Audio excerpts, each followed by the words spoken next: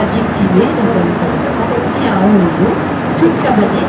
Et donc, c'était les bateaux des mariniers, des bateliers autrefois. Ils avaient un tout petit espace à l'arrière pour se reposer, préparer leur repas. Et puis maintenant, vous voyez, c'est du bateau de plaisance. Ça prend beaucoup plus d'ampleur à des aussi. On n'a plus besoin d'espace pour travailler. Et on utilise essentiellement cet espace pour recevoir les amis, la famille, et même deux d'entre elles là, sur les cartes qui sont stationnées aujourd'hui. Ce sont des chambres d'hôtes que vous pouvez louer pour y passer la nuit. Et maintenant à droite, le magnifique château de Saumur, tout enluminé de lumière aujourd'hui, parce qu'hier c'était pas le cas. Vous avez bien choisi votre journée, et moi aussi, puisque je reprends ma série aujourd'hui. Je suis bien contente de la prendre sous le soleil. Donc le château de Saumur, avec son tout nouveau rempart, puisque je ne sais pas si vous le savez, mais dans la nuit du 21 avril 2001, tout le rempart de droite s'est effondré. Et la ville de Saumur a décidé de le reconstruire à l'identique. Il a fallu près de 7 ans dans les fondations du château, et ensuite on a habillé de pierres de tuffeau pour redonner au château sa beauté d'antan. On en a profité également pour rajouter les échauquettes. Ce sont ces 4 petites tourelles qui se trouvent en haut du château. Elles étaient tombées au fil du temps. On a profité des travaux pour les rajouter. Et vous avez surtout maintenant la possibilité de revisiter à nouveau le château de Saumur, puisque pendant les travaux, il était fermé à la visite. Donc 7 ans sans château, c'est pas évident hein, pour la vie, le commerce, le tourisme, ça a été dur pour tout le monde. Mais vous pouvez de nouveau visiter le château, vous avez à l'intérieur beaucoup de collections, vous l'avez fait, de meubles anciens, de porcelaine, de tapisserie, et puis aussi bien sûr un petit musée dédié à l'art du cheval, puisque vous savez tous, et on en reparlera un petit peu plus tard, que Saumur est aussi la capitale de l'équitation.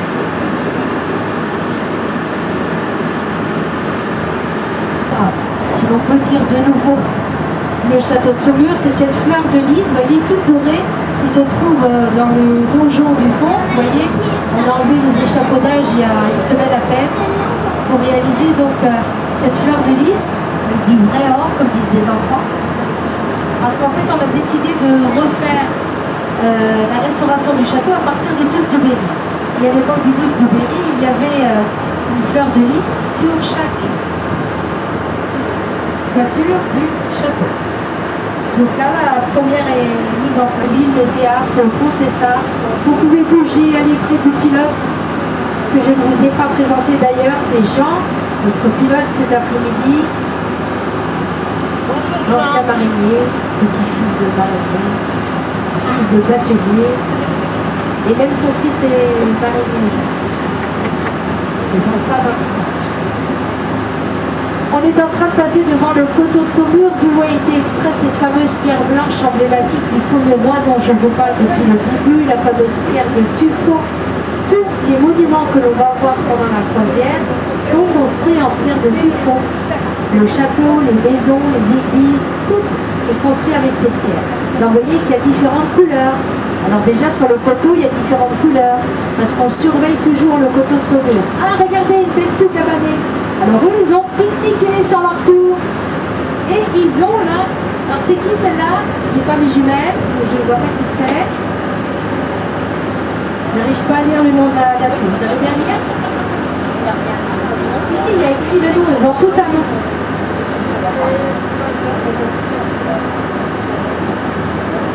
C'est des bateliers. Bonjour.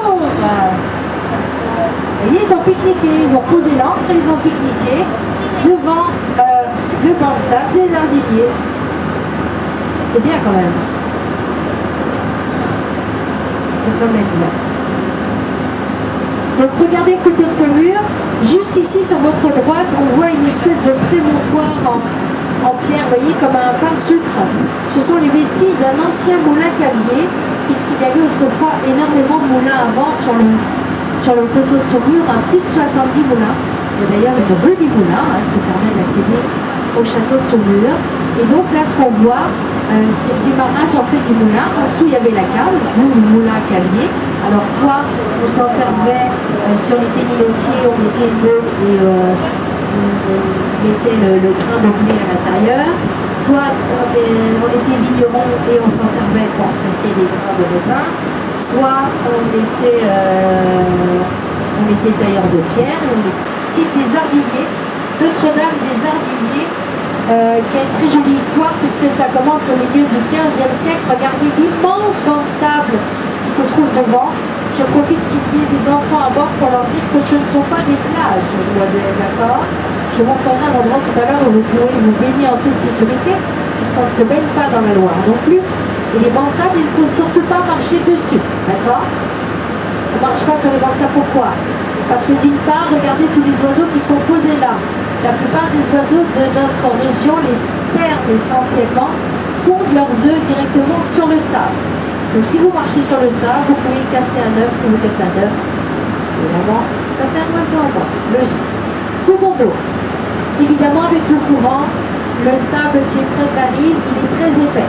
On voit ici, celui-ci c'est plus grand de saumure, il est très épais. Plus vous marchez vers le fleuve, plus le sable s'affine, ce qui est logique. Regardez là, on dirait que l'eau elle est sale, mais c'est pas l'eau qui est sale, c'est parce qu'il y a du sable à la surface de l'eau. C'est ce qu'on appelle un cul de grève. Cul de grève en 3 mots. Hein. Alors cul, vous savez l'écrire ou pas? Voilà, plus loin grève.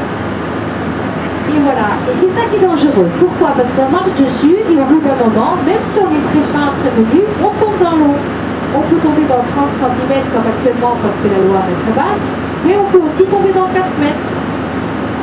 4 mètres d'eau, même si on sait nager, c'est très difficile de s'en sortir car très souvent l'eau coule, l'eau tourne, pardon, sous le banc de sable. Alors ça fait un peu comme une machine à laver. T'imagines?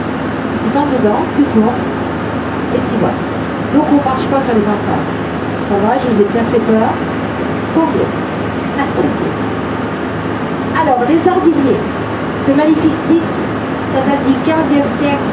Ici, avant, il n'y avait que de la terre et un agriculteur qui travaillait la terre ici a découvert une statue de la Sainte Vierge, une piéta précisément, près d'une source d'eau. Il a trouvé cette statue très jolie, il l'a ramenée chez lui, et le lendemain matin, quand il est arrivé, quand il s'est réveillé, eh bien la statue était retournée à l'endroit même où il avait trouvé la belle. Alors il s'est dit, cette statue ne doit pas bouger d'endroit. Il faut la laisser là et construire autour d'elle un petit oratoire pour se souvenir de l'emplacement, ce qui a été fait.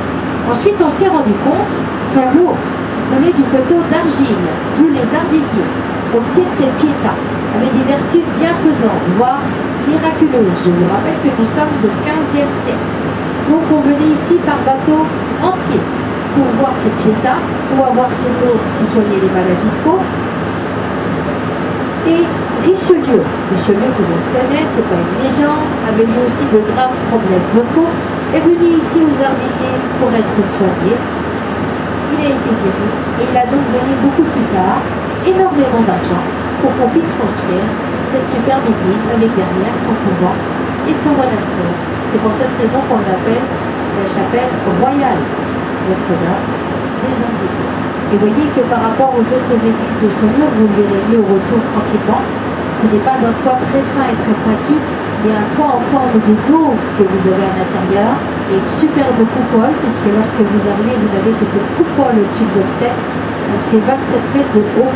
Et avant que les Invalides de Paris soient construits, c'est ici à Saumur qu'on avait la coupole la plus haute d'Europe.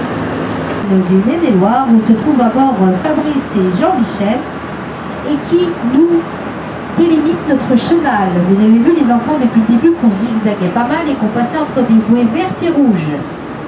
Ils m'ont dit les gars qu'il paraît que ça avait été bouché là, ça se bouchait après le pont des Ardilliers quand ils sont passés. Regardez, on voit le fond du fleuve. Combien on a d'eau là? Combien, Jean? 20 cm d'eau sous la corde. Bah. On a besoin de 40 cm d'eau pour naviguer, nous. Sous le bateau, sous la corde. Il nous faut 40 cm d'eau sous la corde. Et là, avec la sonde, il y a 20. Elle est claire, l'eau, elle est belle. Et oui, elle est plus propre qu'à Saint-Nazaire. Saint-Nazaire est beaucoup plus seule que ça. Avec les vaches. 2 aigrettes. Regarde, regarde, regarde. Regarde avec tes jumelles. 2 aigrettes. Un échassier blanc. Tu le vois bien quand même avec le beau soleil qu'il fait aujourd'hui. Regarde, elle est en train de marcher avec les vaches. C'est marrant. Et regarde, on voit encore très très bien le fond du fleuve. Ça c'est super. On peut même voir des coquillages parfois. Tiens, viens. Tu mets la dragonne autour de ton poignet, comme ça il n'y a pas de danger. Hop, et tu te mets là, et là il y a encore moins de danger. Comme ça. Comme Toto, eh bien c'est une des nombreuses caves que l'on peut trouver sur Saumur, puisque vous savez que depuis 1811, on réalise du vin à fine bulle à Saumur, grâce à Jean Ackermann, qui un jour, en 1811 justement, lui a été touché par le phylloxéra, donc n'avait pas eu de récolte de raisin pour pouvoir réaliser son vin à fine bulle dans le pays champenois. Et donc, en 3-4 jours, quand il y a des orages, vers la source en fait, parce que ça fait remonter évidemment la Loire un peu plus bas, et ça arrive chez nous 3-4 jours après. Donc avec un peu de chance, on va avoir les 3-4 cm qui nous manquent pour pouvoir aller un tout petit peu plus haut. Attention au vent, hein, parce que là, ça y est, les oreilles. Vous voulez un plaid ou quelque chose? J'ai ligne du chemin de fer. Attendez les filles, on va donner un petit plaid au bébé parce qu'il y a du vent et j'ai... Parce qu'avec la côte, je peux pas soulever le... 1, 2, 3, bébé.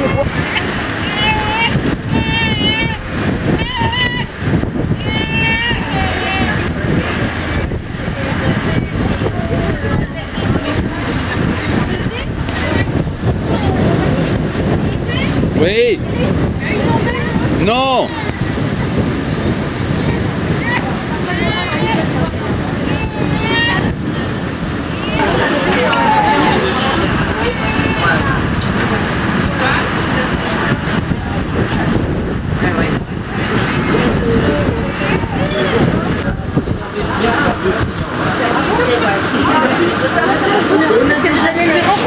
Renverser son verre. Ah oui, mais ça, c'est pas Bevamio, hein, c'est Bouvet la Duguay, attention. On l'avait fait avec Michel Ivonier. On en a bu hier. Je vais vous donner des entrées gratuites pour aller visiter Bouvet la Duguay. On en a buté hier soir. Monsieur. Ne pas que les chevaux soient distraits par l'extérieur et de ce qui se passait de l'autre côté de la route. Et puis au fond là-bas, les bâtiments pentus, c'est là qu'on entreposait le fourrage des animaux et les boxes des chevaux. Alors vous pouvez encore voir des chevaux ici, vous pouvez encore voir quelques chevaux s'entraîner, mais pour la plupart maintenant, il faut aller... Merci.